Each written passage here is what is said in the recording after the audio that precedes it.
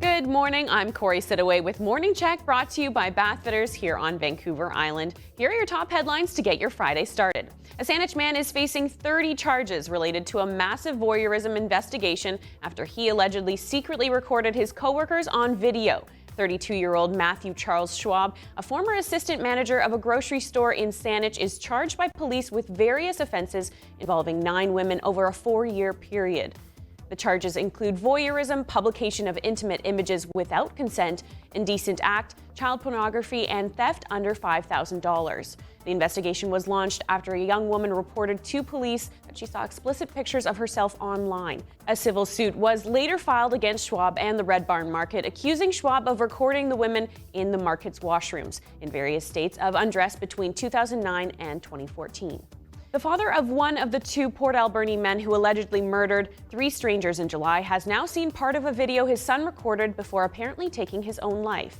According to Al Schmigelski's lawyer, RCMP provided the Victoria man an opportunity to view a 30-second clip of a recording described as Briar Schmigelski's last will and testament. Schmigelski and his lawyer were allowed to watch after signing a non-disclosure agreement with police. The deal prevents them from discussing the content of the recording or even whether it was part of a longer recording that Briar Schmigelski and Cam McLeod recorded before dying of what appeared to be suicide by gunfire.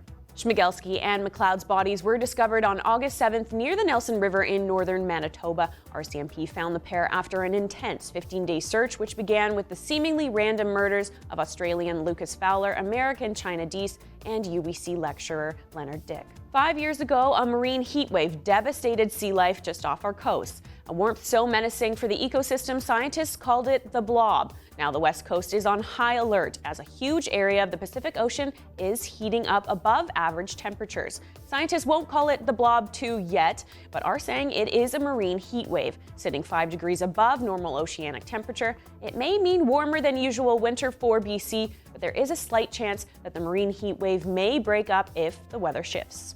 Cowichan River was put on life support a week ago. For the first time in history, water was pumped from the lake to the Heritage River, and the dramatic intervention is working. River levels are staying up to 4.5 cubic meters per second, allowing salmon to return to spawn and the nearby paper mill to keep operating.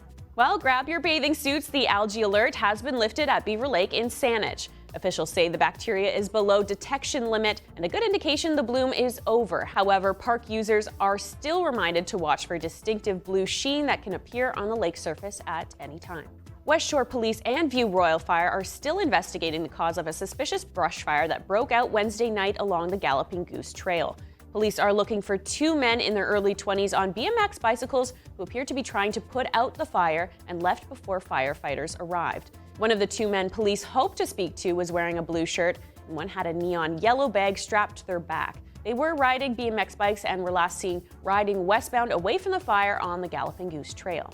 The BC Wildfire Service is planning 2 controlled burns in Maple Bay near Duncan and in Metchosin to help restore and preserve Garry Oak ecosystems. They will be similar to the burn conducted in Metchosin in 2017. The BC Wildfire Service says the fires are an effective way to control invasive species and limit the spread of trees that threaten Garry Oaks. Prescribed burns will also help reduce wildfire risks. There is a proposal floating around that could affect your next round of golf and how much you pay for it. In an effort to improve safety, WorkSafe BC is looking at making it mandatory for some golf carts to have seatbelts and roll bars. After investigating ATV accidents, WorkSafe BC is proposing mandatory seatbelts for anyone riding mobile equipment, and that would include golf carts. The new plan would require any golf cart operated by a staff member, maintenance vehicles, beer carts, and all golf carts to have a roll bar and seatbelts. Upgrades, the courses say, would be upwards of $2,000 a pop, and they say the cost would likely be passed on to the golfer. Since facing some pushback, WorkSafe BC says the proposal is being reviewed. The island is remembering a farming pioneer who helped build a thriving farm that today stretches more than 160 hectares and produces everything from strawberries to apples to carrots and pumpkins. On Monday, Vern Mitchell, an icon of the peninsula farming industry, died at the age of 88. He's remembered for shaping island farming the way we know it today, but also by friends as an even better person. Statistics Canada is reporting a job surge last month that was way above expectations. The economy added 81,100 jobs in August, the bulk of which were part-time in the service sector, picked up by young people. And even with the increase, the August unemployment rate stayed at 5.7%, near a 4-decade low. At least 30 people have been killed in the Bahamas from the deadly Hurricane Durian, and that number is expected to go up. People in the Bahamas are being told to prepare for the, quote, unimaginable as the death toll from Durian rises. As the now Category 1 hurricane skirted along the east coast of the United States, there have been at least 5 storm-related deaths reported. She's become a fan favorite this summer. The tennis phenom Bianca booked her ticket to the U.S. Open Finals last night. The 19-year-old from Mississauga, Ontario, will face 23-time Grand Slam champion Serena Williams for the championship on Saturday, and tennis history could be made that day. If Andreescu takes it against Serena, she'd be the first Canadian ever to win a Grand Slam. The Mann Cup Series starts today in Colwood. The last time the Victoria Shamrocks hoisted the trophy was back in 2015 when they defeated the Lakers, but the Lakers are looking to complete a Mann Cup three-peat. The NFL's 100th season got underway in Chicago last night with the oldest rivalry. Packers visited the Bears. Packers took it 10-3.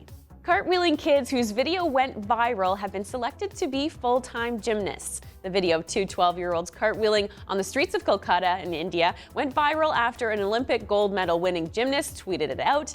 India's sports minister took notice, and now the children have been selected as full-time trainees at the Sports Authority of India. In weather, the island is looking at a mix of sun and cloud and another warm day. There are your highs for today. And as always, we love to know where you're watching from. Check in on our Facebook page. This has been your Morning Check brought to you by Bathfitter. I'm Corey Sidaway. Have an awesome Friday and weekend.